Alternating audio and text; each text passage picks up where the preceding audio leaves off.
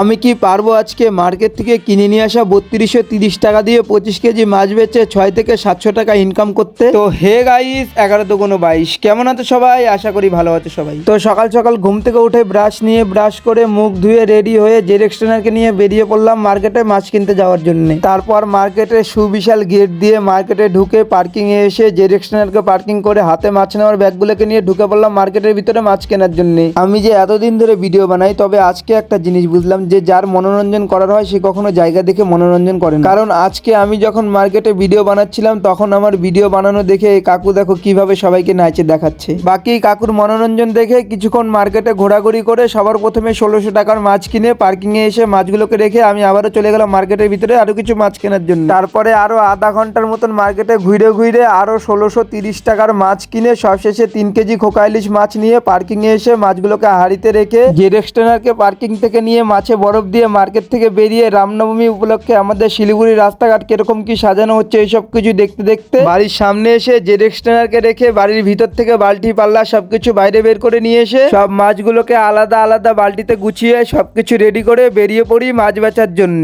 আর আজকে আমি যে মাছগুলো এনেছিলাম তার মধ্যে ছিল 2 রকমের 10 কেজি গুড়া মাছ, 3 কেজি চিংড়ি মাছ, 3 কেজি খোকা ইলিশ মাছ, আরো ছিল 4 কেজি বাটা মাছ আর 5 কেজি রুই মাছ। তারপর সবার ফার্স্ট কাস্টমারকে 100 টাকার মাছ দিয়ে বৌনি করে পাড়ায় গিয়ে গলিতে ঘুরে কাস্টমার ডেকে মাছগুলোকে শেষ করে বাড়ির সামনে এসে জেরেক্স ট্রেনারকে রেখে বাড়ির ভিতরে গিয়ে বসে হিসাব করে দেখি আমি মার্কেটে যত টাকা পুঁজি নিয়ে গেছিলাম তত টাকা পুঁজি বাদ দিয়ে আমি ইনকাম করেছিলাম 625 টাকা।